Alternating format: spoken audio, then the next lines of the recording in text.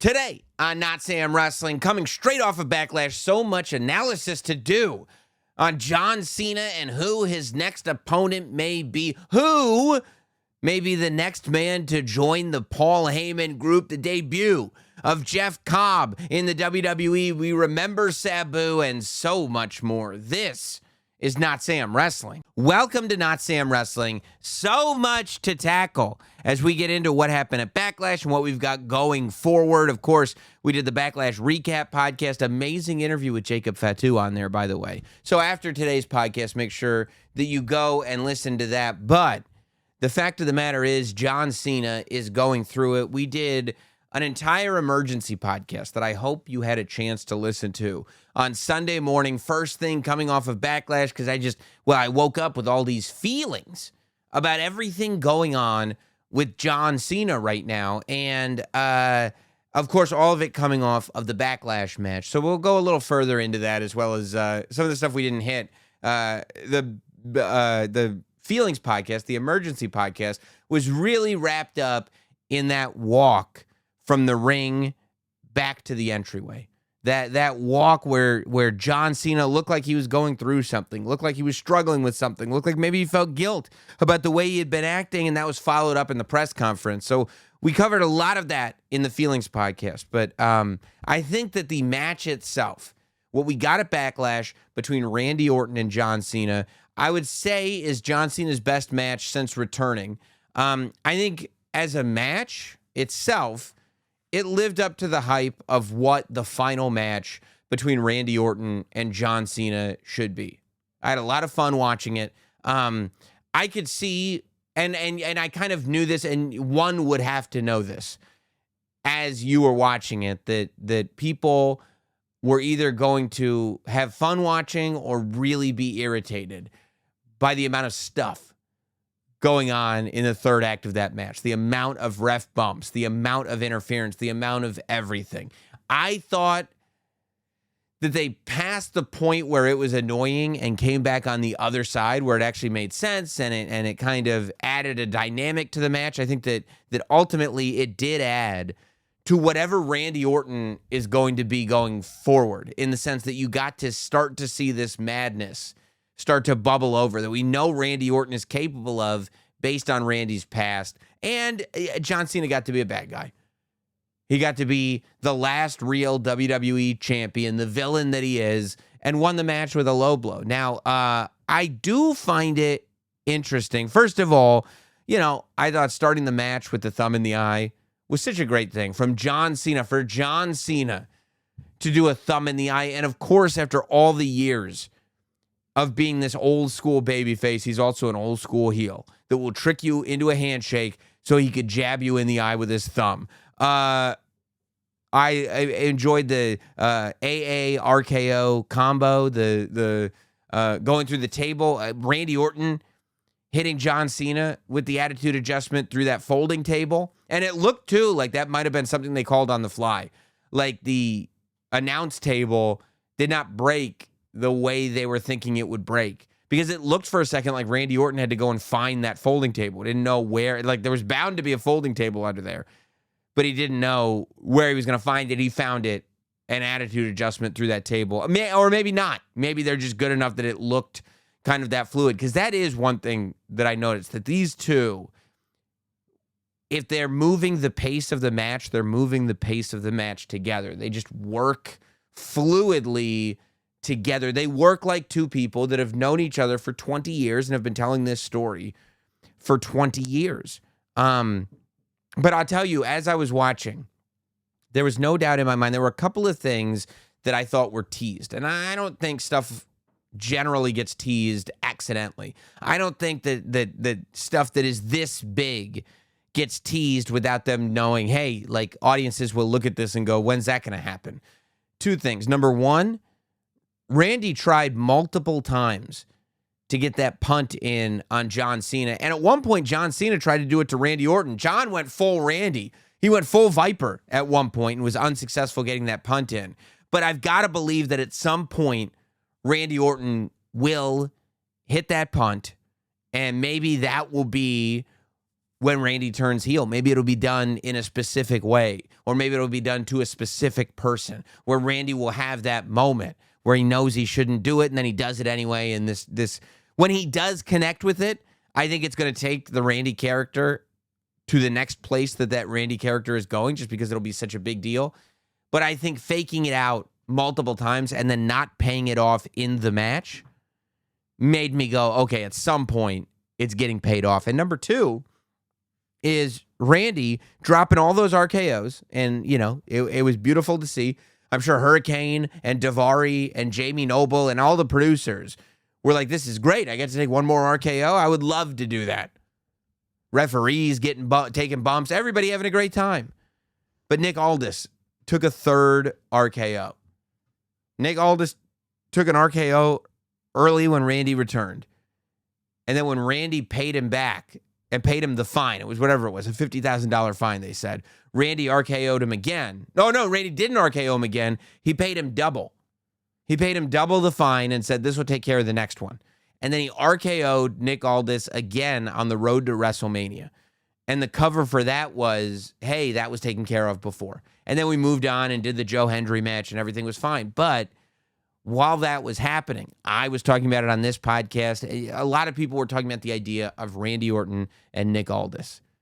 Randy RKO'd Aldis again. And he RKO'd Aldis before he RKO'd the other officials. It wasn't, if he had hit Hurricane and he had hit, Daivari and then turned around and Nick Aldis is there and boom, he hits Nick Aldis. But he made the conscious decision. He's saying, Nick, what are you doing interrupting my title match? Nick starts arguing back, boom, Nick eats an RKO. And to me, and I'm not saying that's an immediate thing, because I also, and we'll talk about this with Pat McAfee and Gunther, I think that a lot of these matches are riskier than we might realize, because if they're not done in a certain way, it's going to affect that on-screen character after the match. When you get somebody like Nick Aldis, who I think is actually a great general manager on screen for SmackDown, do I want Nick Aldis to wrestle? Yeah. Do I want to see Nick Aldis versus Randy Orton? Yeah. But am I concerned? Do I want Nick Aldis to continue to be the GM of SmackDown? I do. I think that the idea that we finally have these GMs that aren't really heels or baby faces, they're not boring. They're just making logical decisions that a general manager would make that helps progress storylines. And I think Nick Aldis has earned a degree of credibility that I think would be affected if he weren't there anymore. And I think that if you do this match with Randy Orton, it becomes difficult to then go back to the office, because he's probably not going to beat Randy Orton. And if he does, it's almost like Randy then can't go to Nick Aldis and say, hey, I want a world title match, because Nick Aldis will be like, well, you're not even good enough to beat me. I'm not giving you a world title match. But at the same time, if Nick Aldis loses to Randy Orton in a match, it's almost like he then goes to SmackDown the next week, the week after, whenever it is, and tries to lay down the law, and a wrestler can just go, what are you going to do? You lost to Randy Orton. What's the worst scenario for me? I know if we get in that ring, you're going to get your ass kicked. So I think that that's an issue.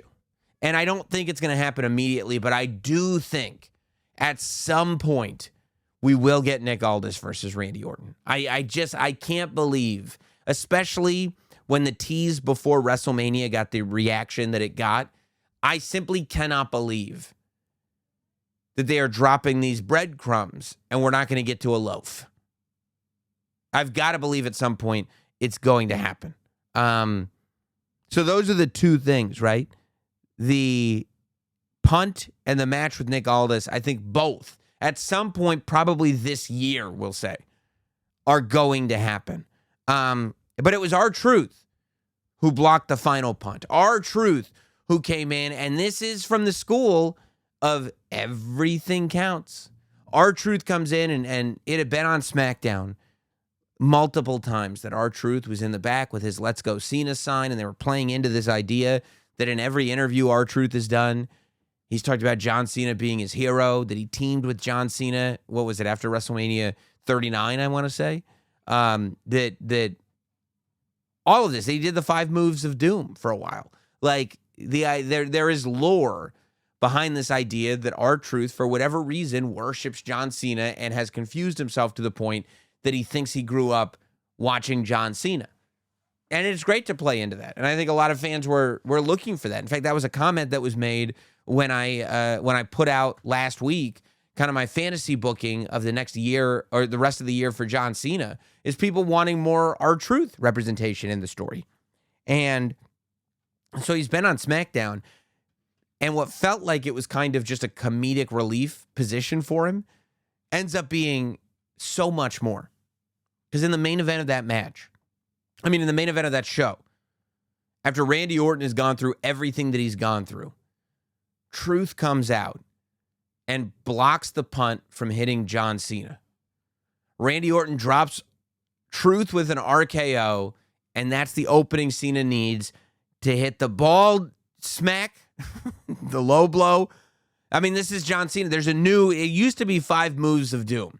Now there are 2 moves of doom. The ball shot and the belt hit.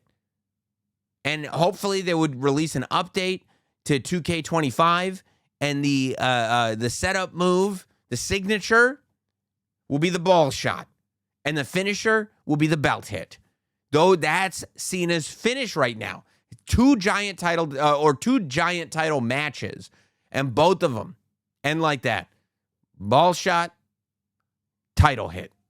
And here we go, John Cena wins again. So John Cena is able to do that because R-Truth eats the RKO. And that's when we see Cena kind of going through it, and that's when we see Cena doing everything that we talked about in that emergency podcast, which you can go back and listen to or watch on YouTube. And then he gets to the press conference, and he apologizes to everybody at the press. By the way, the timing, too. There was one moment in that match where it might have been during the 5 moves of doom that Cena was setting up, where it was like, there was this moment where I go, oh, this is where Randy interrupts it. And they waited like 3 beats before Randy actually interrupted it. Like, where I thought Randy was going to pop up and hit him with an RKO, he didn't pop up, and then he got whipped against the rope, and then he hit him with the RKO. It's that little timing difference where it was like, oh, I expected it. Guess it's not going to happen. There it is. Love that. And John Cena exercised great timing in this press conference where, like, he did that whole thing walking back, and then he had this moment at the press conference, and he's ready to start treating the media properly, and he's ready to start answering the media's questions. And then here comes R-Truth. Sorry, I've always loved you. I've always respected you. And he's laughing with them. He's happy about it.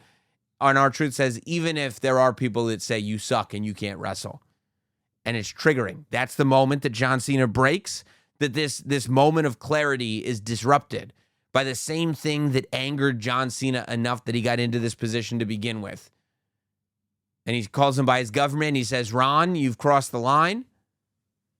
If you say another word, there's going to be consequences. R-Truth tries to explain himself. Boom.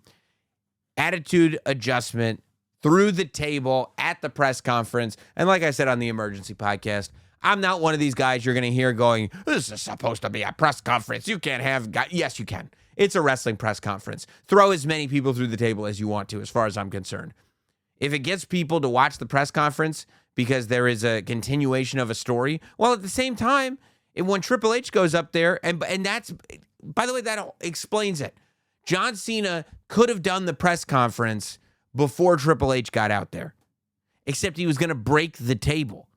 And Triple H can't do a serious press conference once the table is broken. So Triple H went out there, did the business part of the press conference, answered questions, and that's why John Cena comes out after and requests the time from Triple H, because he knows the table's going to get broken, and we can't be doing serious press conferences after the table's broken.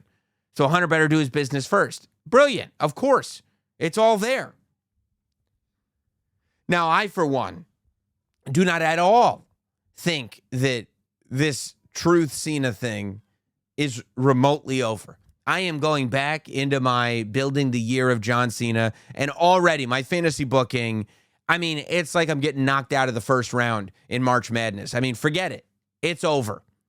It's done. Because clearly there's only one thing to do. You have Saturday night's main event coming up in less than 2 weeks at this point. I think it's a week from Saturday already. Which means, and John Cena's on the poster. John Cena's advertised to be there. It's in Tampa. Tickets have been sold based on the fact that John Cena is going to be there. And to me, you don't build a super match. If anything, I think Money in the Bank is only 2 weeks after Saturday night's main event, so you kind of have to start building whatever you're going to do at Money in the Bank. I am still of the school of thought that CM Punk versus John Cena should be your Money in the Bank match. John Cena has already beat Cody Rhodes and Randy Orton. I mean, we're running out of big names for him to beat that are credible. So I think CM Punk is kind of next on that list. And the fact that we can go back to Money in the Bank, the same place where in 2011, the two of them had a match that people still talk about to this day, probably the most famous CM Punk WWE match, and really just a magical match. It was just one of those nights in an era in the WWE where maybe things weren't as exciting as they once were. That night, everything was back. Everything was clicking. You didn't know what was going to happen. It was so much fun. I still think Money in the Bank is the night for John Cena and CM Punk.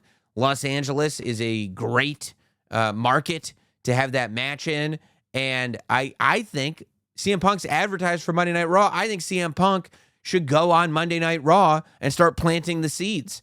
I think that we should start building up to Money in the Bank this week because it is going to come before we know it. And the last thing you want to do is have one promo, and here we are in this mega match that we probably should have promoted over the course of a few weeks. So that leaves us going, well, if we're already starting the promotion for Money in the Bank, how do you squeeze in a Saturday night's main event match? My original idea was that's where you do the LA Knight match, where it's like John Cena's going to win, but ultimately it's just about seeing something cool. That's out the window. To me, John Cena can have a match on his road to wrestling CM Punk. And the match to have is R-Truth versus John Cena. R-Truth versus John Cena is the match that I want to see at Saturday night's main event. Because not only is it that John Cena match that we can do on the road to Money in the Bank, not only is it a match that makes sense, not only is it a match where you can do this John Cena match and still have Jey Uso versus Logan Paul kind of be that headline match, kind of be the main event of that show. But for the next 2 weeks or so, we can have so much wild speculation fun by saying, what if? John Cena versus R-Truth is the ultimate what if match. We know this would never happen, is what we would say. We know that this isn't the way it's going to go. But what if? What if R-Truth were to win the WWE Championship from John Cena? What if R-Truth were to have that magic happen? And you could start painting all these scenarios. I could picture the emails already. What if R-Truth is going to beat John Cena, and then maybe you could just have a match on Raw, and John Cena beats it right back from him, and now he's not the 17th time, he's the 18th time. Now it's even more difficult to beat his record. What if for one night we just had that moment that R-Truth is the WWE champion? Not only does John Cena end up now with 18 title reigns, making the record even bigger, but for 2 nights, for 48 hours, from Saturday to Monday, R-Truth can say he's a former WWE champion. And we honor this man who has brought us so much entertainment by having that title on him for 2 days. And in the short term, while he is still in WWE, he can refer to himself as a former WWE champion. How great would that be? And I tell you, it would be amazing. Do I think it's going to happen? No. No, I do not think that it's going to happen. I do not see it in the cards, unfortunately, for R-Truth. Actually, I think R-Truth is realistically, pragmatically, the perfect opponent for John Cena because he ends up in a scenario now where John can win this match clean. John doesn't need to have interference. Maybe he throws in a low blow because that's one of the 2 moves of doom. But you don't need to have referee bumps. You can have this match not look so much like the Cody match or the Randy match. John Cena wins this one clean. And if there's anything for John Cena to do, it's like to beat R-Truth clean. Talk about being a villain. Talk about being a heel. Talk about ruining wrestling for fans. That's what it is. We all want to believe R-Truth could do this. And then we find out that he can't because John Cena says it's so. I absolutely hope. And then, by the way, you have that doesn't have to be the last match on the show. It could be, but it doesn't have to be, right? You end with Jey Uso beating Logan Paul. You still have a happy ending to end Saturday night's main event, and it makes Jey Uso look like a huge star. The fact that he went on after John Cena. And then you still have this moment. R-Truth still had his John Cena match. R-Truth still had his WWE Championship match. And John Cena gets to be the one to take it away from us. To me, I think it's great. I hope we see it. I really, really hope that we see it. I will say, there we go. I will say that when we talk about Jey, and I have a lot of thoughts on this Jey Uso versus Logan Paul situation.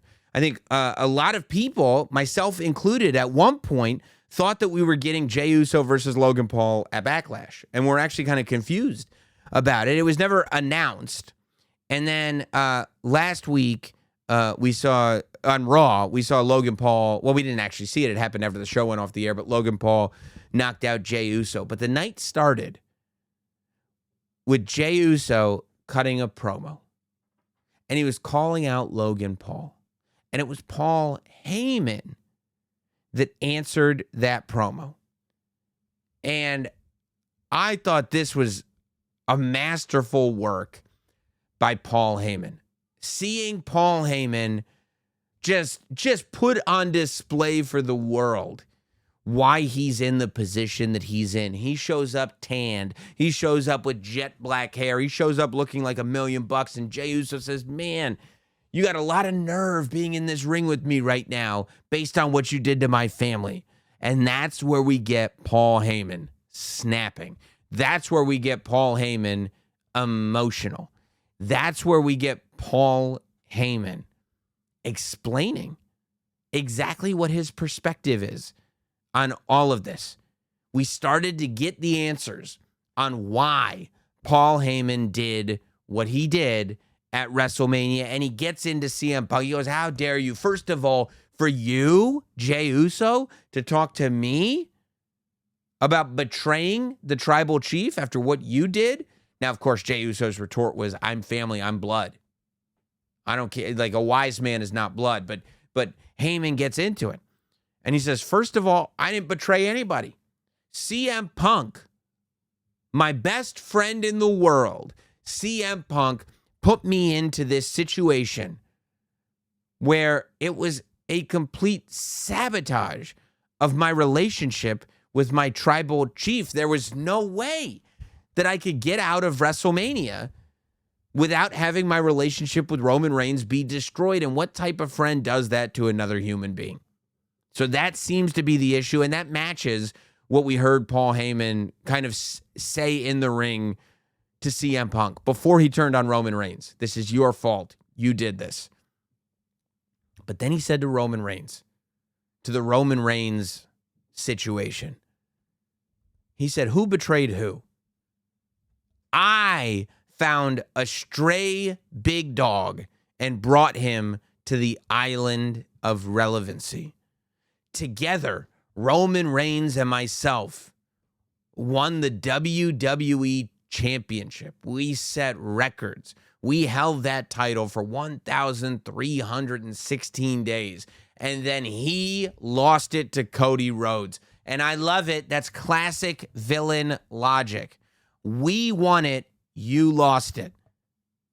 Oh, now all of a sudden it's not us anymore. No, now it's you. I mean, it's perfect. Villainy 101. He takes full credit.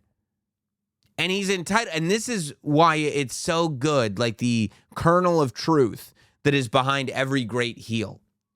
That he is correct in the sense that he had a lot to do with the rise of Roman Reigns, but at the same time, Paul Heyman is right now, or the bloodline is the best work of Paul Heyman's entire career. And you're talking about a career that literally already put him in the Hall of Fame. And he does the best work now with the bloodline. And while, yes, Roman Reigns is also doing the best work of his career by a mile. Paul Heyman did not show any reverence to Roman Reigns. Paul Heyman, in his explanation, did not show any sort of thanks to Roman Reigns for bringing Heyman back into this massive spotlight, because as Brock was not around, what was left for Paul Heyman to do anyway? I mean, wasn't he like, I don't even know if he was co-hosting Talking Smack before this.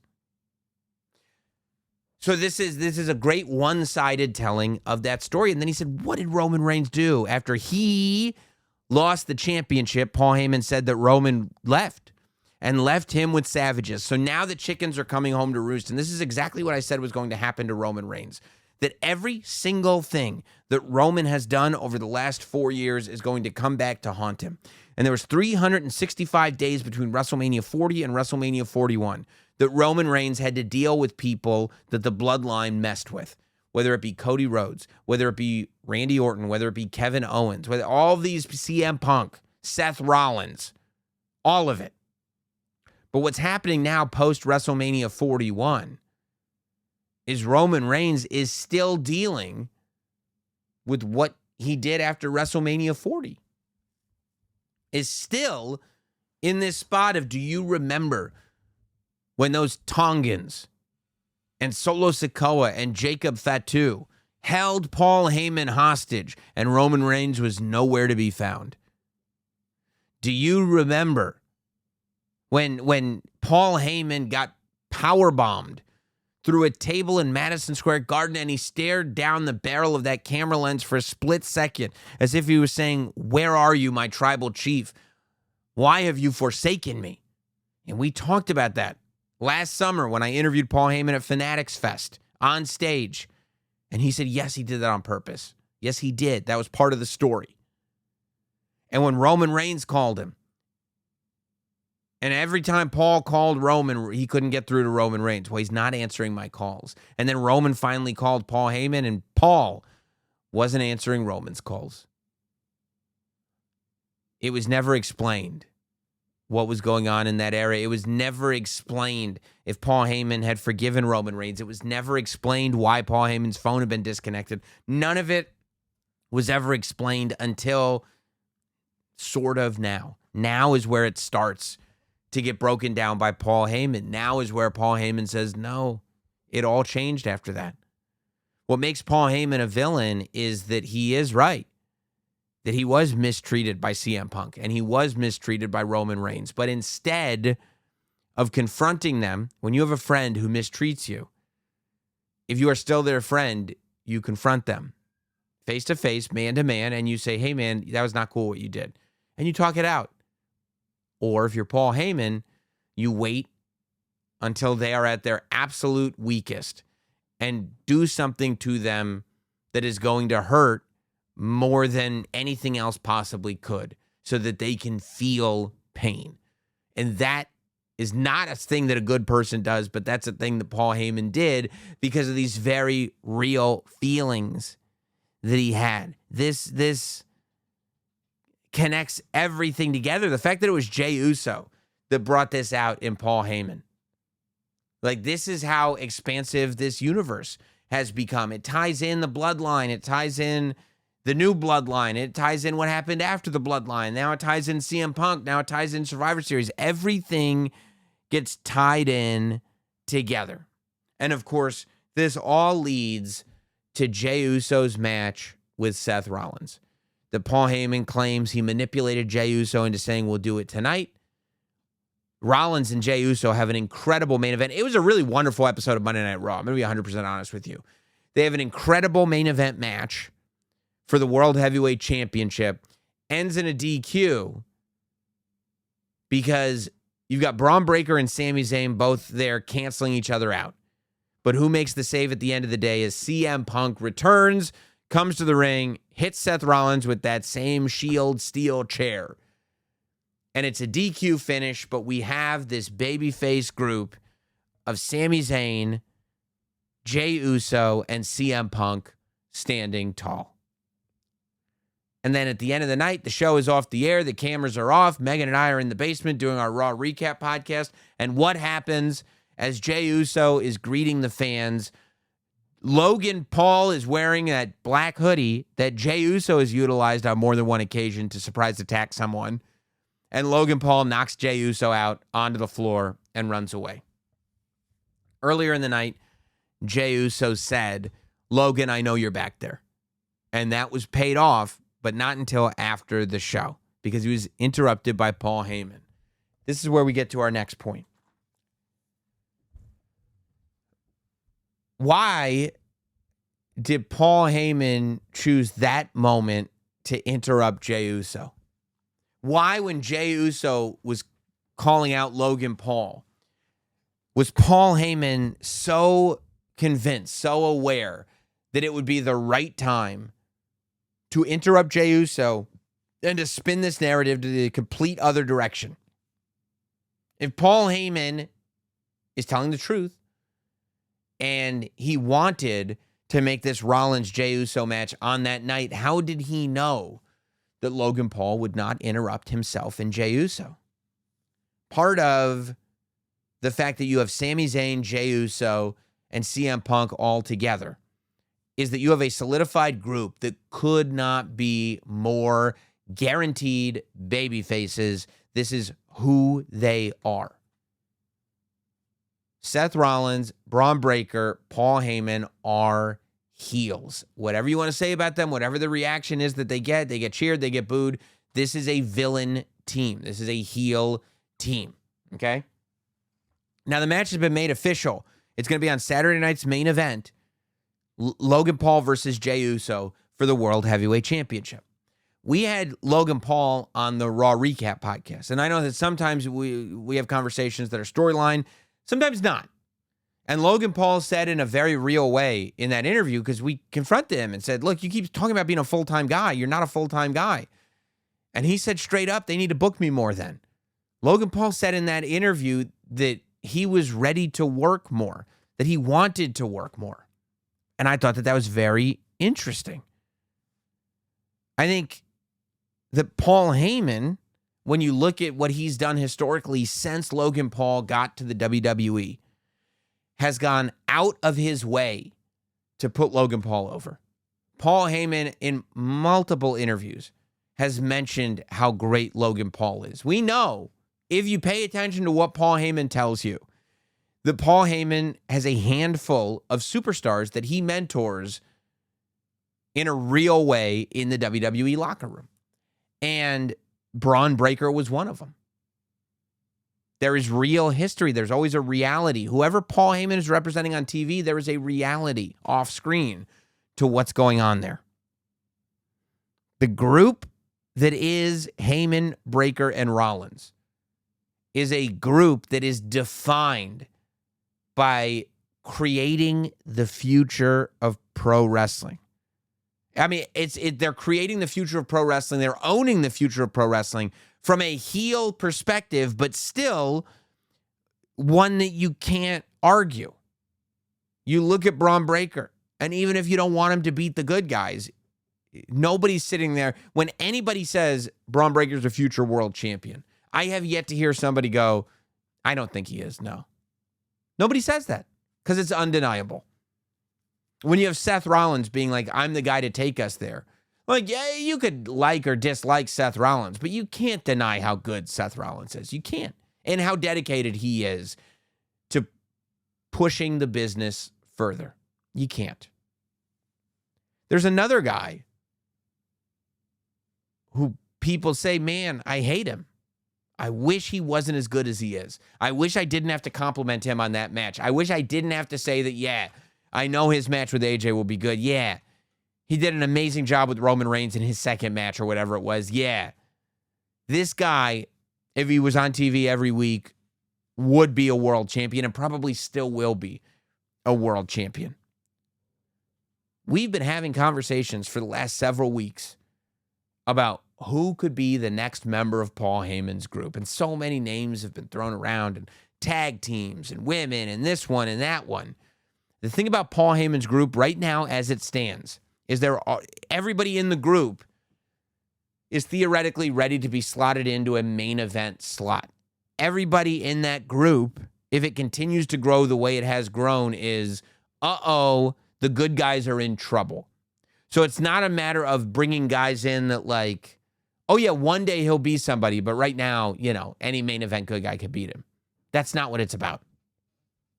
It's about going, oh no, like that guy was already destined for fame. That guy was already destined to be the top guy. But now with Paul Heyman, it's a different story. It's a little bit more similar to when the camera panned out and we saw Roman Reigns and Paul Heyman sitting on the couch together. So with all that in mind, what if of all people, Logan Paul is the next member of Paul Heyman's group? To me, I've been sitting with this for a while, and it only makes sense. Logan Paul not only is main event ready, he's wrestled in main events before. He'll wrestle Jey Uso in a World Heavyweight Championship match at Saturday night's main event. Logan's 30 years old. He's got an incredibly athletic. He's got a lot of years in front of him, meaning he could be declared in the picture of the future of the business. The point of the group and what makes them villains is that they're the future, whether you like it or not. That it's undeniable and you wish you could deny it, but you can't. I think that at some point, something's got to change for Logan Paul. He can't just keep coming in and going like, okay, Logan Paul is going to be here for the next 3 weeks. Everybody hates him.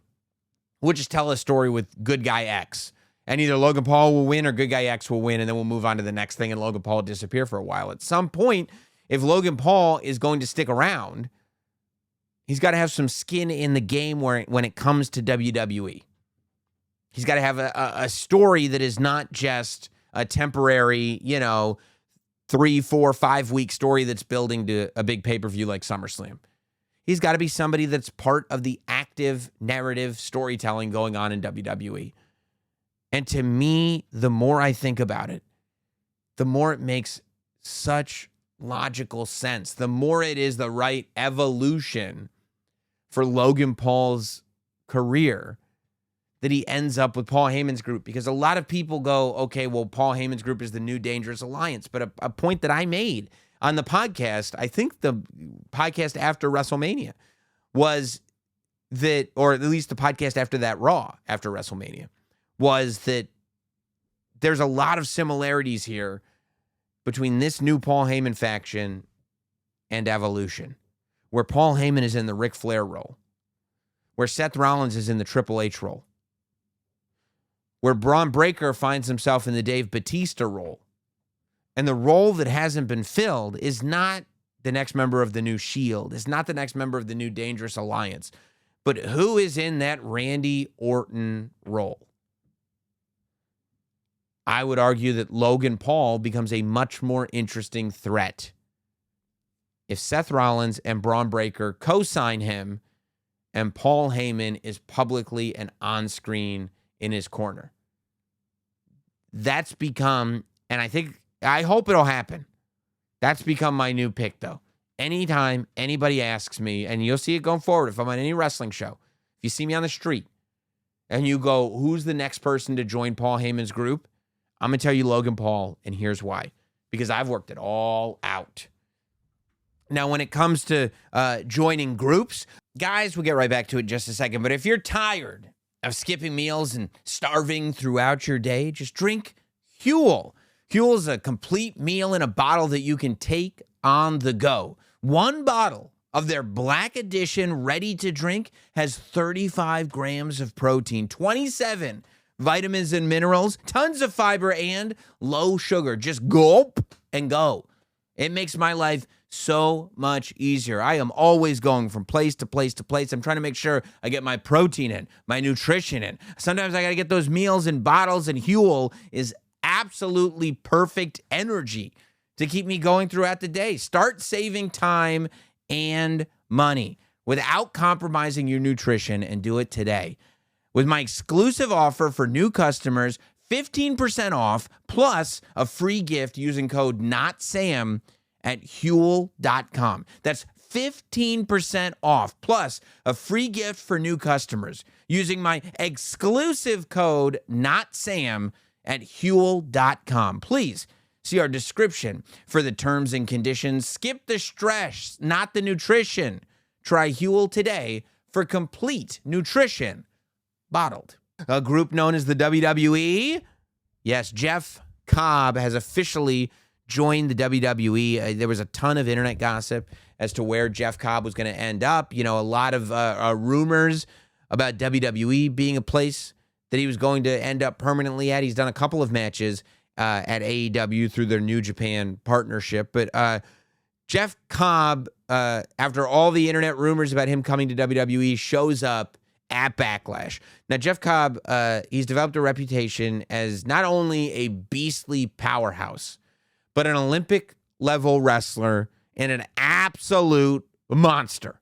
So this is a guy that will tear you apart with his bare hands, but also can drop you with a double leg and leave you twisted up like a pretzel to the point where you don't know how you got there.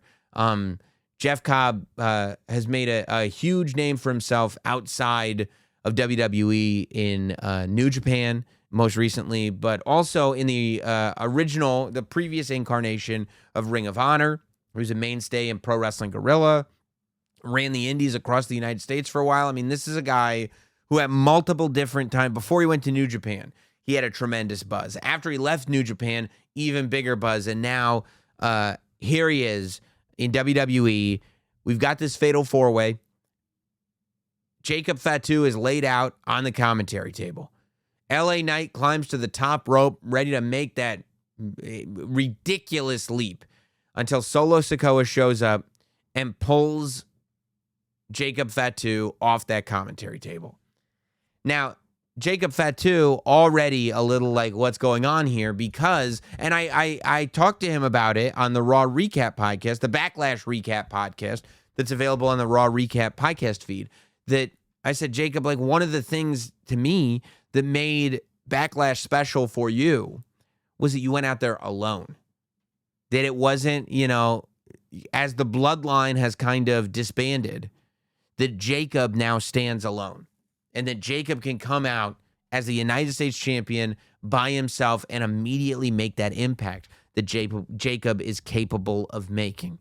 Solo is not ready to step out of that spotlight, pulls Jacob off, and as Jacob is just trying to, you know, figure out what's going on, Jeff Cobb, of all people, jumps over the rail and by Solo's instructions takes out LA Knight.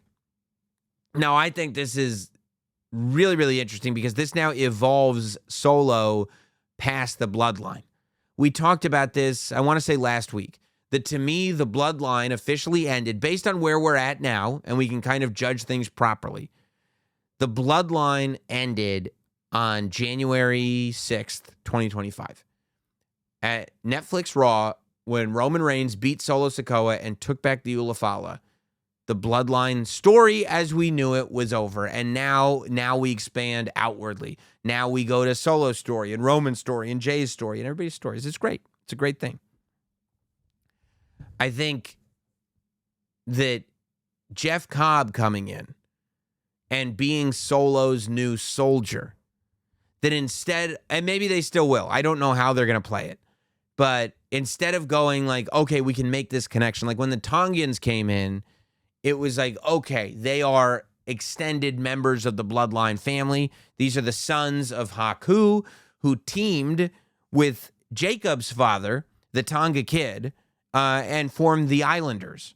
And this was one of those, like, you know, like friends so close that you are family. They're like cousins. They come in. The Tongans are part of this whole thing. Jeff Cobb, I don't think is. So Jeff Cobb is more like Solo has a lot of friends. That Solo has almost become kind of this gangster where you don't know when he's going to pull somebody out of his back pocket.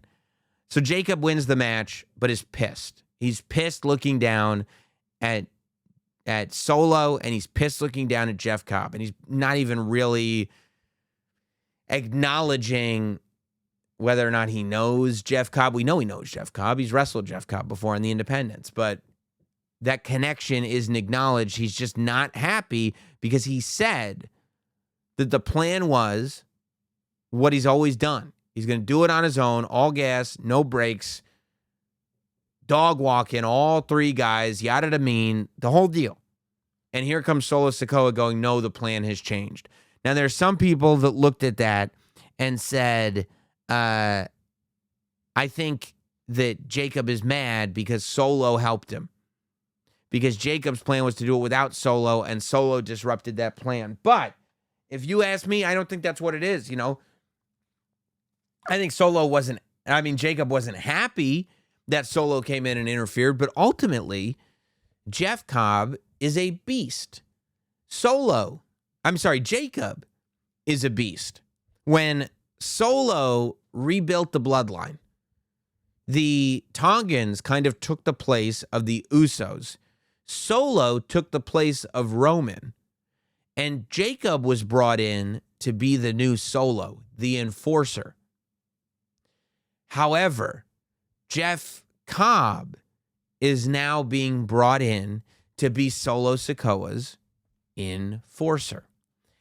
And sure, if you're Solo Sikoa, you say, well, look, Jacob, you said you wanted to do things on your own. You said you wanted your own thing. I still need my guy. You go out and do you. But I've got my guy, and that's Jeff Cobb. All of a sudden, Jacob Fatu's former position is being replaced. Jacob Fatu has been in a scenario where he can say, we're going to run this play my way, whether you like it or not, because I'm the one that's the U.S. champion. I'm the one that won the title. I'm the one that's going to be able to defend the title. And Solo's got no choice but to say, okay, if you say so, whatever you think, boss, whatever you think. Except now Solo's got a guy. Solo can now say, all right, how about this, Jacob? We're going to do things my way, whether you like it or not. All of a sudden, the shoe is on the other foot. Solo's in firm control because he's going to say, we're going to do it my way, whether you like it or not. And if you don't like it, my man Jeff Cobb is going to have some words for you. And that, to me, that hostility, that sort of not helping Jacob, but that power move of going like, nope, I'm going to move this pawn over here, and now you understand I'm coming for your king. I'm not just like going to lay down and let you take it. And that's hostile, man. That's a hostile move. So I think that is where Jacob's hostility comes from, and that's where Solo is playing this game. And I think that it is going to move, the needle in terms of Jacob Fatu moving into that babyface category, which is inevitable anyway. He's in there with LA Knight, who people went nuts for. He's in there with Damian Priest. And still, even with Drew McIntyre in there, once Jacob gets in there, the audience is chanting, Fatu, Fatu, Fatu. They love him. You can't extend this for that much further without it being like, look, we're going to do this for you. If you don't turn him babyface, we're going to do it for you. I think that Jacob versus Solo is, of course, going to be a great story. But the match itself feels a little like Solo versus Roman in the sense that you don't really think Solo's going to beat Roman Reigns. You don't really think Solo Sikoa is going to beat Jacob Fatu. You think maybe there'll be cheating involved. Maybe in the first match, there'll be some kind of thing that, Solo will have tricks up his sleeve. But I think ultimately what you've got now is the chance to let Solo continue to be the boy king. Because Solo was looked at the way Jacob Fatu is looked at. Solo was looked at as this guy. I mean, Solo beat John Cena with multiple spikes. Solo was that monster. Solo was that guy who we said is going to be a problem for Roman Reigns at some point. And then his character kind of shifted and evolved into this boy king character, which, by the way, Solo does fantastically, but it's a different character. Physically, that threat is not the same as he was when he was the enforcer who didn't say anything. It's a different thing. So I think you've still got that in the Jacob Solo scenario, but now you've got it to the point where Jacob is realistically going to have to worry about Jeff Cobb. And eventually that's that, irresistible force versus immovable object type of match. I think that you build Jeff Cobb the same way you built Jacob Fatu. And you're going to get to a place where people are begging for it to see Jeff Cobb and Jacob Fatu in a WWE ring and just watch these two guys tear each other apart. And I think that's going to be big when it happens for Jacob Fatu.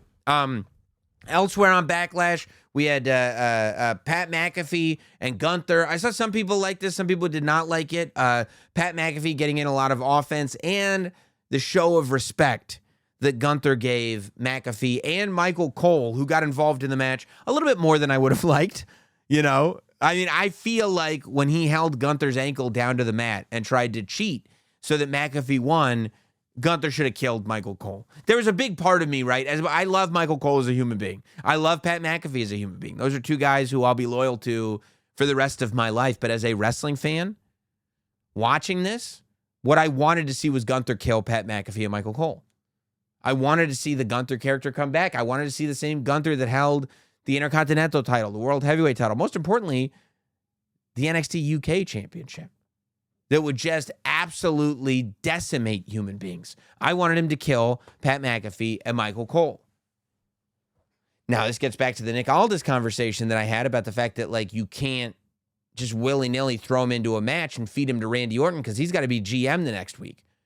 I think the reality is that it does get a little bit complicated when you want Pat McAfee and Michael Cole back on commentary on Monday Night Raw. I think that you want to figure out an outcome now where Gunther looks strong, but Michael Cole and Pat McAfee can go back to doing their jobs without people without them having to be biased. You want them to be able to go back to just doing their jobs and having fun at Raw. You need to figure out a way where bygones be bygones and everybody looks okay for it. And I think that it was very smart to have Pat not tap out and just pass out because Gunther's strength is shown, but also Pat's character is shown. Now, I do think that logically it makes sense for the characters as well. That Gunther, a methodical, emotionless, planned human being, would go out there and tap out when he realizes that he's done, because there's no reason to just pass out if you know you're not getting out of the hold. That's like, when a fighter is in the octagon and his leg or his arm is wrapped up, he's going to tap out before his limb is broken, because if he knows he's not getting out of it, he doesn't want his limb to be broken. He wants to be able to continue to fight another day. Whereas Pat McAfee is more the proud human being who would just allow it, will not stop fighting until he's unconscious. And that's where we left it. I didn't specifically need the show of respect, but I do understand the logic behind it in allowing Cole and McAfee to be emotional and angry on this night and then get back to Monday night and be able to call the match rationally. And this idea that, number one, not only do you want Pat McAfee on TV every week, but you want the option of putting Pat McAfee in the ring again. You want the option. A Pat McAfee match is a big match. He's a big celebrity. He's an athlete. You want the option of being able to say, okay, Pat McAfee's stepping out of the commentary table and wrestling again. Whether it's 6 months from now, a year from now, whatever it is, if you have Gunther kill him, you kind of wipe out a lot of potential future scenarios. Now, I don't think Pat McAfee should be back in the ring on Monday night, but I do think if I'm running that company, I want to make sure that if there's a great idea, if there's a show that, if we can use Pat McAfee in that way, it's a very valuable thing to have access to Pat as a wrestler. And I think that's what that was all about. I think I also kind of think that, you could have Gunther kill them, but I still truly believe that the Gunther babyface turn is inevitable. I think that once you heat up Gunther again, fans are going to remember how much they love him, and there will be a babyface turn at some point. So it's almost like, and the last thing you want to do is have people get excited about him killing McAfee and Cole and have that turn in babyface. That would be real tough for McAfee and Cole. So I think that honestly, I think everybody will benefit more from it, but that's me thinking very pragmatically instead of logic, instead of emotionally, feelings-wise. I just want to see Gunther kill everybody. Elsewhere on the show, you had Lyra get the W over Becky Lynch after just, quick moment, quick roll-up. And Becky, of course, goes psycho on her. Almost rips the arm out of the socket, has the big crazy face and everything. Great match, though. Not only did Lyra Valkyria get them wangs out, but it was a great match. I thought they both did a really, really good job. And I still think at some point Becky will be Intercontinental Champion. I just feel like Bayley versus Becky as an Intercontinental title feud, it almost feels Sean Brett to me. It feels too good to pass up. You had Dom winning over Penta, and we had a lot of interference from the Judgment Day. Still more complications with Finn Balor, a slow burn going on there. I think that Finn will be a heel by the end of it because I think Dominic Mysterio will be a babyface by the end of it. Not going back to the other stuff, not much you can do about that, right? People are cheering him. People were cheering him in St. Louis. They cheered him in Las Vegas. They're going to start cheering Dominic Mysterio, so let's get our plans ready. But you did have Grande Americano interfering on Dominic Mysterio's behalf. And I think that it's not brought up enough that we do have to remember that it was Dominic Mysterio who put Grande Americano on. It was Dominic Mysterio who went to Chad Gable when Chad Gable was on his quest and said, I know a guy who you can call. Dominic Mysterio made whatever that connection was that led to the Chad Gable Grande Americano dealing. So I wonder if at some point we'll get a payoff on that. If the whole thing was Dominic's idea, if Dominic ends up under the mask, I mean, who knows? You probably can't put Dominic under the mask because he's got all those tattoos, but who's to say? And then not on Backlash, but on the SmackDown before Backlash, we had the return of Becky Lynch. I'm not of Becky Lynch, of Alexa Bliss returning to SmackDown, teaming with Zelina Vega, getting the victory over Piper and Chelsea, and most importantly, having that confrontation with Charlotte Flair. Now, Charlotte Flair is very interesting. Charlotte Flair cuts this heel promo. She's interrupted by Jade Cargill. Jade Cargill tells Charlotte Flair to get to the back of the line. I think it would be a very interesting story if Charlotte Flair actually had to go to the back of the line. I'd be very interested to see how fans reacted to seeing Charlotte Flair go to the back of the line and having Charlotte Flair beat kind of, different tiers of women in the women's division. Like, Charlotte Flair should now go on a run where she's not getting a title match. She got it. She got her shot. She blew it. So now she's got to remind everybody. She's got to prove to the world that she really is the queen, and maybe we'll get a Queen of the Ring tournament at some point. But she's got to prove to the world that she really is the queen, and then and only then can she get another opportunity, because having her return and just give her everything didn't work at all. I'm interested to see where Alexa Bliss is going. It looks like we're going with Alexa Bliss and Charlotte Flair, so I think that could be very, very cool. Before we move into emails, we've got to talk about an icon that we lost. The news broke on Sunday morning that we had lost Sabu. At 60 years old, Sabu passed away, and that word spread throughout the wrestling community and hit a lot of us hard. I think Sabu is such an iconic performer, such a one-of-a-kind character, somebody that has been emulated as much as anybody in wrestling has ever been emulated, but still ends up maintaining this level of uniqueness that has not been duplicated. To see him, there was almost an invincibility factor with Sabu. I don't think anybody ever considered that Sabu would ever be gone, because number one, he was so larger than life in this character, but number two, everything he did was so death-defying. He was the homicidal, suicidal, genocidal madman from Bombay, Michigan. And anybody that grew up watching Sabu on any level, you didn't even look at him like he was a person. You looked at him like he was this entity. If you started watching, I started watching Sabu early on. I remember back in my VHS tape trading days that I would be getting copies of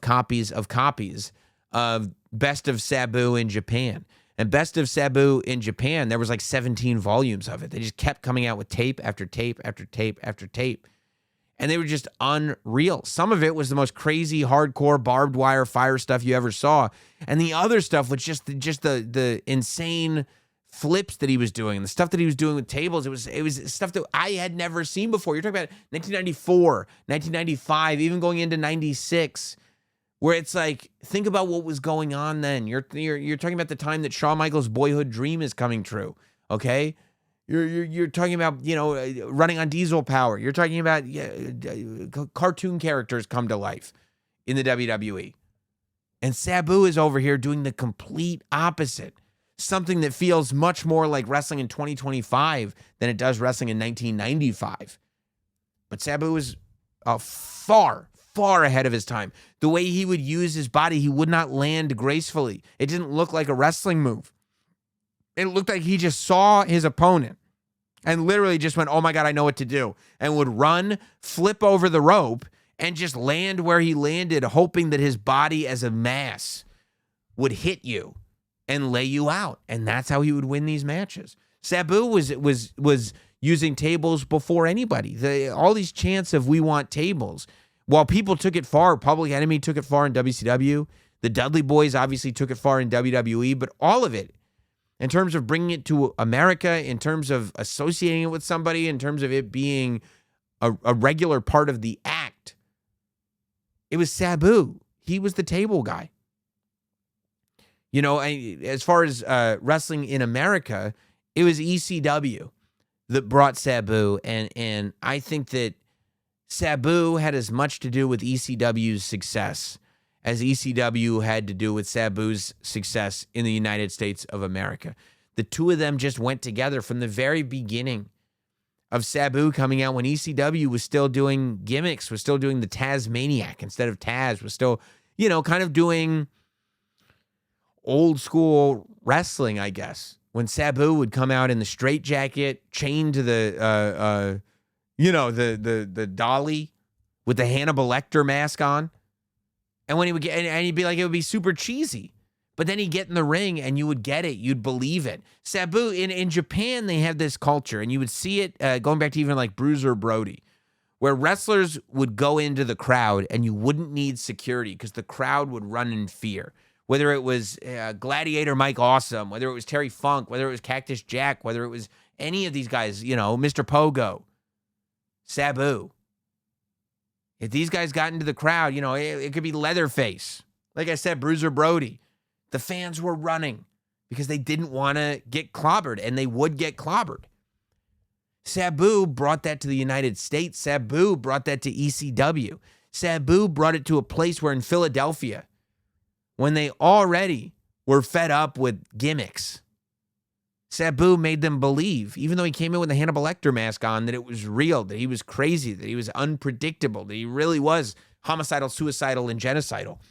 When you talk about stories, when you talk about anticipation, when you talk about big match feel, there might be no ECW match in the history of the promotion that was more anticipated than Taz versus Sabu.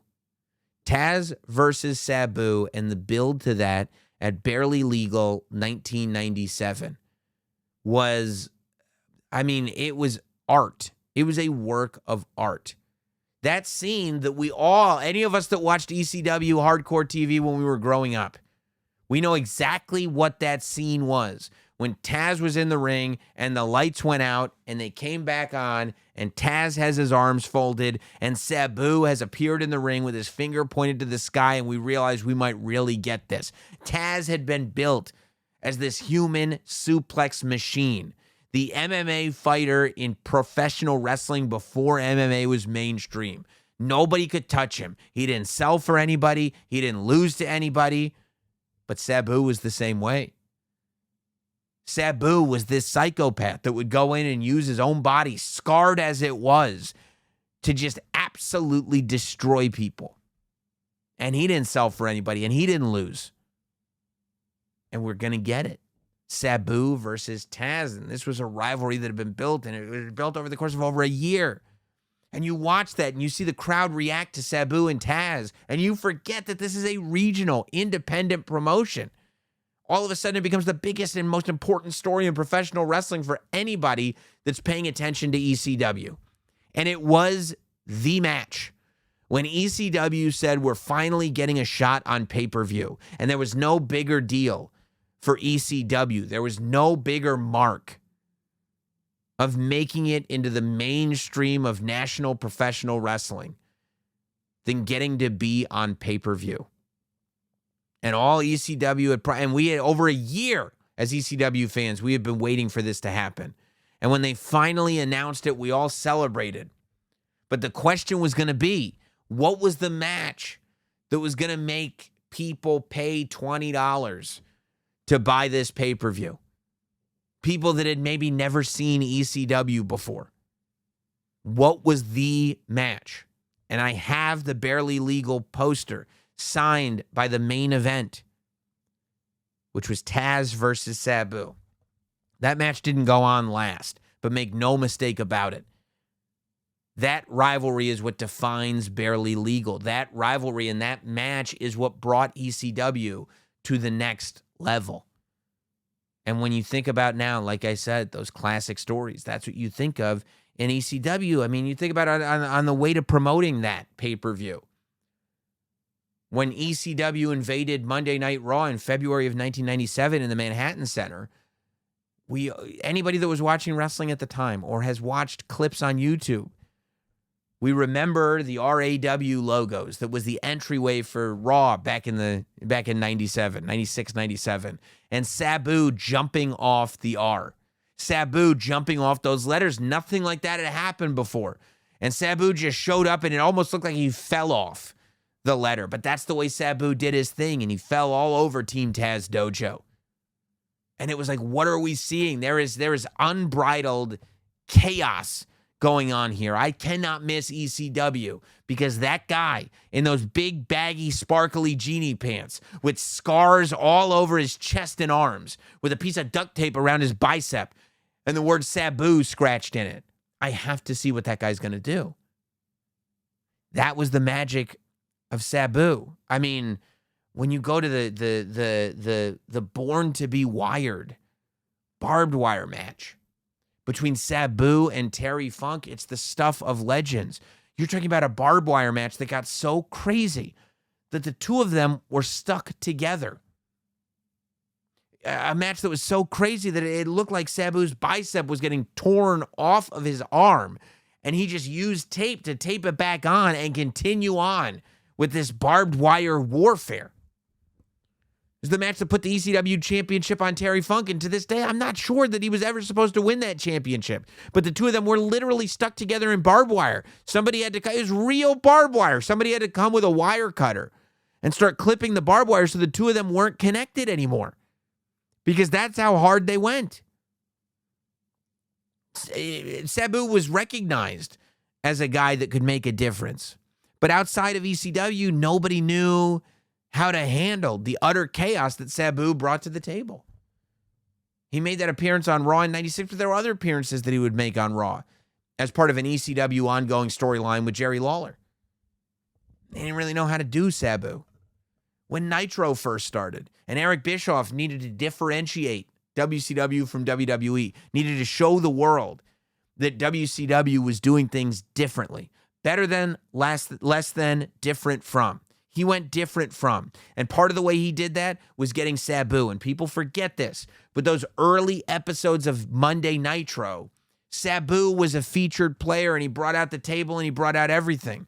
But he didn't last longer than a few weeks in WCW. And who knows? I don't know why. I can ask Eric Bischoff, I suppose. Sabu was brought into WWE when they relaunched ECW. And of course, the relaunch of ECW was terrible, but it was clear that if they wanted people to believe that they were relaunching ECW, Sabu was an essential, maybe the essential part to the brand.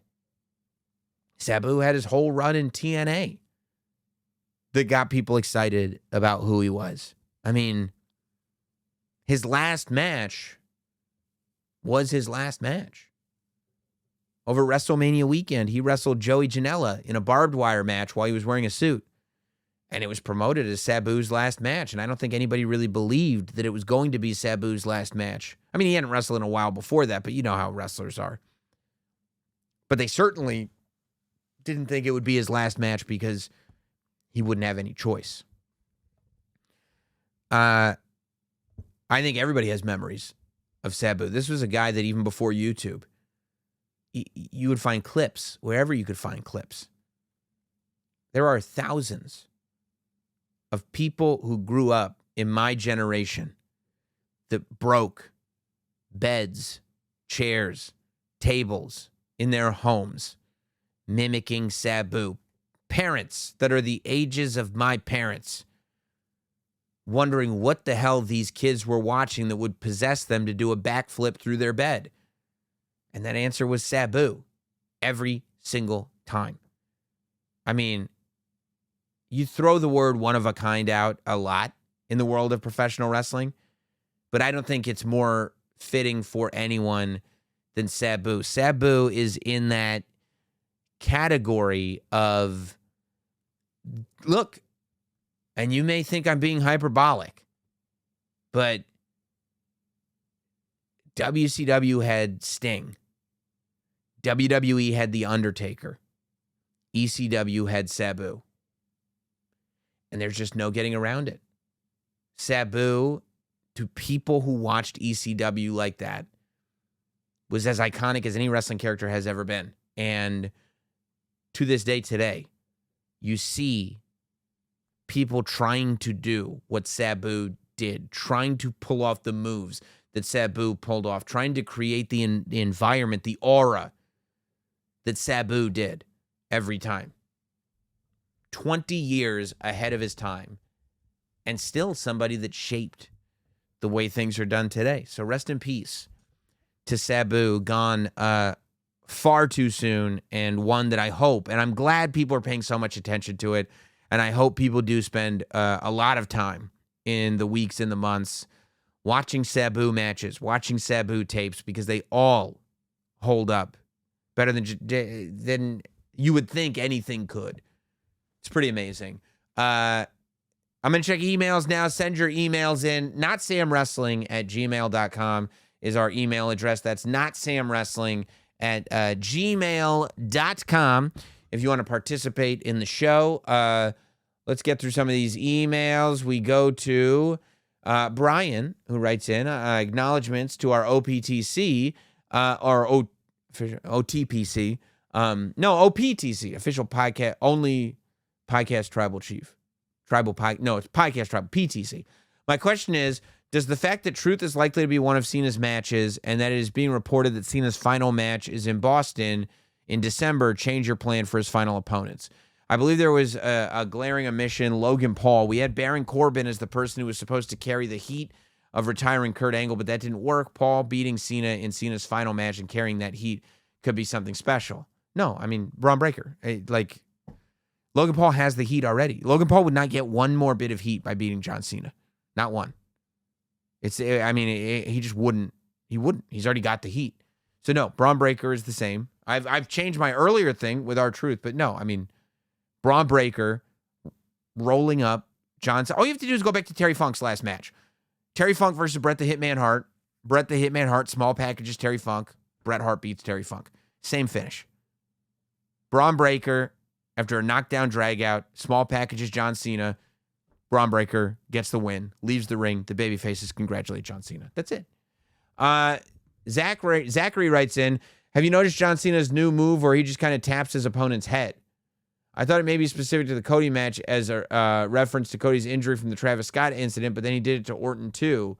Both Cody and Orton sold this move like it's wild. I think you're talking about a thumb in the eye.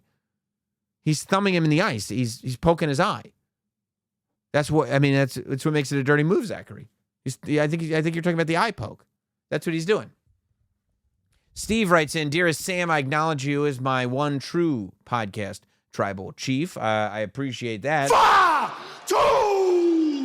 When is Karrion Kross going to get the push that he deserves? I loved when he crashed your podcast. His promo work and bad influence guy character have been my favorite parts of Raw, but they are rarely on Raw. His YouTube doc from Mania Weekend was so good. I just want to see him get that push that I believe the guy has earned. The guy is a killer. Yeah, I couldn't agree with you more. Yeah, I mean, I thought that was magic. Bro, the interviews that we've been having on this Raw recap podcast, they're better than I would have thought. And I have very high expectations for myself. WrestleMania recap, the Dominic Mysterio. First of all the interviews are great. But the Dominic Mysterio interview, absolute money from Raw WrestleMania recap. The Karrion Kross interview, promo, whatever you want to call it, was like, it sent shockwaves through the industry. It was so awesome on WrestleMania recap. The Logan Paul interview was awesome on Raw recap. The Becky Lynch interview that we did last week, where she's dropping all kinds of bombs, was awesome on Raw recap. And then, right after Backlash, to have Jacob Fatu on it, and the Jacob Fatu interview is nuts. It's so good. So yeah, man, I mean, we're smoking over there on the recap. Let's see. Gold writes in. Hope you and the family are doing well. We're doing fantastic. What a Mother's Day it was. Have you discussed the idea to end the year with Cena as a babyface? He goes against whoever the Rock's guy is. Yeah. What if a small threat has already been laid out to pull on for that? During the build to Backlash, Cena told Orton when he leaves with the title that Orton's family gets erased. What if The Rock sees that not just as a threat on Orton's family, but as a threat on his own? And then he uses that as part of the reason The Rock turned into tech scene. No, you're talking about something happening now. You're talking about something that is being built in May to happen in like September, October. No. I mean, it doesn't make any sense. And it's unnecessary. It doesn't add. Luke writes in, acknowledging you from Perth, site of Crown Jewel, a SmackDown, and a Raw this year. I would love to do a Notsam Wrestling in Perth. Karrion Kross dropped one of the most memorable promos of the year on your show. We still haven't seen the payoff from this masterpiece on television. No, we haven't, but, let him cook. I'm excited. I'm patiently waiting to see something develop. That's what I'm talking about. 2 questions. How long is too long to wait for the right moment? I'd hate to see it fizzle out. Well, how long is too long is you can sense it when it starts to fizzle out. I don't think it's fizzling. But, when it starts to fizzle, you got to try to get in front of it and not let it continue to fizzle. Do you have any fun ideas of where it could go? I mean, just Karrion Kross, fucking people up, for lack of a better term. Karrion Kross, yeah, no, I mean, I don't want to fantasy book Karrion Kross right now in the email segment, but no, I think it's a no-brainer for me. I think Karrion Kross coming in, I don't know if he wants to do it to Sammy, if Sammy's going to get caught up in this Paul Heyman group. I don't think Karrion Kross should join the Paul Heyman group, but, I think, it might be, maybe there's some Wyatt 6 activity, but then he'd have to beat the Wyatt 6, and I don't know if I love that. Yeah, I don't know. I think I'd love to see Karrion Kross beat some people is what I'd love to see. That's what I'd love to see. Connor writes in, Io Sky has been an incredible run this year as the women's champion. She's putting on great matches left and right and deservedly getting more and more over with the crowd. Perhaps Io is the front runner at this moment in time to be the 2025 Notsam Wrestling Female Wrestler of the Year. I am not sitting here in May and telling you anything about that. It's possible, sure, but it's also May. I'm not thinking about the end of the year. I'm looking forward to Io's tag team match with Rhea on Raw against Roxanne and Julia. Yeah, I think that's going to be great. Who knows? By the end of this, Roxanne Perez has been doing great. She could be the female wrestler of the year. I'm not, because, think about it. Liv Morgan was my female wrestler of the year. Liv Morgan didn't even start popping off until May of last year. She kind of laid the groundwork a little bit, but it wasn't until after WrestleMania 40 that things even started moving. It was the summer that did it for her. Let's see where the summer goes. Let's see. Let's not get ahead of ourselves. Larry writes in, first off, I acknowledge you, my OPTC. I appreciate that. I live in St. Louis, and last night had the ability to take my 6-year-old to his first show ever. That's magical. That's how old my boy was when I took him to his first show. It was an awesome experience to share together, and see his reaction to John Cena was something I'll remember forever. I love that dude. Love it. You might have already mentioned it by the time you get to my email, but was that... but what was with that Gunther and McAfee ending? Gunther's supposed to be the bad guy, and Pat called him soft. How does Gunther show him respect, not further the soft narrative? I actually enjoyed the match itself, but I wanted Gunther to lay out Pat and reassert his dominance. Yeah. No. I think I did address that. I'm not with you. I'm with you with the feelings of that, but also I kind of wonder if that would turn Gunther babyface and at the expense of McAfee, which they don't want to do. Ryan writes in, after around a year of being back into wrestling for the first time since the Attitude Era, I can confidently say that I acknowledge you as my OPTC. Yada mean, I do. Anyway, I see you have been opening lots of WWE Topps Chrome cards. Yes, I have. Specifically with my friend Triple H. We trade wrestling cards. And I have to ask, what is your favorite pull that you've had from the series? And furthermore, what would be the one card you wish you could pull? Keep up the amazing work. I would love to have pulled a one-of-one Rock autograph or even a Rock Superfractor. I would love a one-of-one of the Rock would be massive. I would love to pull that. I pulled 2 weeks ago on Fanatics Live out of a Breaker's Delight pack a one-of-two Undertaker that I was pretty psyched about. That was pretty exciting. So that's probably my favorite.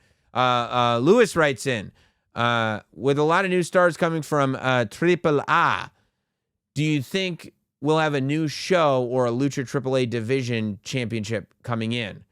Good question. Right now, no, but that's not to say we won't. I think that they're definitely looking. I think that the reason they acquired AAA was to increase interest from the Hispanic audience. So if they see that as being something that will increase that interest, it could happen. I mean, back in the day, like in the Attitude Era, they had Super Astros. So it's a thing, but I don't know. I don't know. I think they're getting their feet wet right now, and I think it's a good thing. Also, with the Samoan Dynasty having issues in the debut of Jeff Cobb, do you think Hikuleo will come in as an enforcer? Jeff Cobb kind of already is an enforcer. No, I think they have Hikuleo on the back burner right now, just knowing like when the times come, we can use him. Lastly, if you ever have topics on these two, I've probably got my answers. All right. Appreciate it. Tanner writes in, another Tanner. Greetings, Lord of the Marks. I appreciate that. I had a whole question ready about how Gunther and Pat put on a clinic at Sports Entertainment that all went out the window thanks to one man, R-Truth. I would like to put forth to you, my Lord, that I believe there is a world where R-Truth stands tall against his childhood hero. You see what I mean? This is why it's so fun, because you're already writing in about like what happens if there is a world that. I love it. Little Jimmy is a person we have never seen. What if Big Jim is the man to help R-Truth stand up to Cena? Maybe he is. That's so. I love that. Man, Tanner, I wish I hated the idea, but I don't mind the idea of Jimmy Uso helping R-Truth and R-Truth thinking that Jimmy Uso is little Jimmy. That would then lead to a singles match. I personally feel like Cena versus R-Truth is a perfect Saturday night's main event. Yep. It would be pure entertainment. Where would you book this potential matchup? And happy Mother's Day to your wife and other wrestling fans' wives. I appreciate that very, very much. So does my wife. Yeah, as I told you, I think Saturday night's main event coming up is where it's going to be R-Truth and Cena. And I do think Cena will win, but I love what we can do with this. It's fun. Sandy writes in, I'm new to the podcast and new podcast world and a return fan of wrestling after 20 plus year absence. These are my favorite people to hear from, by the way. Peace and love to all of you, but I love fans coming back in, new fans. It's my favorite. I just finished watching Backlash recap on YouTube, and after your interview with Jacob Fatu, I noticed the love growing for him, and it made me think about Dominic Mysterio. This popped into my head as a fantasy match, Dirty Dom versus Jacob Fatu, for the total loyalty and admiration of Sam Roberts. Wow. Who do you have in your heart winning this match? I don't know. I feel like I'd get in there and go, Mom and Dad, stop fighting. Stop fighting. Why can't you guys just get along? Why can't you guys just get along? I feel like if you ever seen that movie, Catch Me If You Can, when they say to Leonardo DiCaprio's character, you have to pick. You can either live with your mom or you live with your dad. And he just runs away from home and pretends he's an airline pilot. I would probably, if it was like, hey, Sam, who do you think should win, Dirty Dom or Jacob Fatu? I go, hang on one sec. I go to the bathroom, climb out the window, run away as fast as I can, and I'd pretend I was an airline pilot. It's probably what I would do, and ask Nathan Fielder for help with my co-pilot. That would be my thing. Let's see. Moving through some of these. Okay, Michael in North Carolina. I enjoyed your list of matches for Cena's last run. It would be a great way to wrap up his career. However, there was one glaring omission. When does he wrestle Joe Hendry? Oh, Joe has spoken many things into existence in the last year, and he's been adamant that he will wrestle Cena before he retires. I'm an ardent Hendry believer, so my question to you is, do you believe? Do you believe in Joe Hendry? Yes, I believe in Joe Hendry. No, he's not on my list for Cena matches. But we'll see. I mean, stranger things have happened. What's the haps from London? From Avik. Who are your early Money in the Bank picks? I'll go Chelsea Green and LA Knight. I'll go Chelsea Green and Cody Rhodes. How's that? Let's see. I'm going to skip through some of these. Let's go with Steven. Hope all is well. It's got to be after seeing that fire Dominic Mysterio match. I think the best match of his career. But my question for you is, with the Raw recap show going strong with you and Megan, how would you feel about a SmackDown recap show? If so, would you want to host it? Who would you want to host it if it couldn't be you guys? Love the show. Keep up the good work. See you at the next White Plains house show. Yeah, I was kind of bummed. Actually, this will be the last email, I think. I was bummed that I wanted to go. Northeast Wrestling did a show at the Westchester County Center on Saturday, and I wanted to go, but I was bummed because it was Backlash night. I couldn't go. I would love to do a SmackDown recap show. There's plenty on SmackDown to recap. In terms of who should host it, I don't know if I would be comfortable with anybody except me hosting it. I don't think I would let anybody host it besides me. And then in terms of the co-host, I would pick Megan Morant to host it. I mean, come on. You can't. We're building a brand here. You can't just allow people to come in and be like, oh, I can do what they do, because you can't. You can't. There are people that could do something else, but there's only one original podcast tribal chief. If you got the podcast tribal chief with the right-hand man, Megan Morant, hosting Raw Recap, and then SmackDown Recap comes along, you can't find Tongans to host it.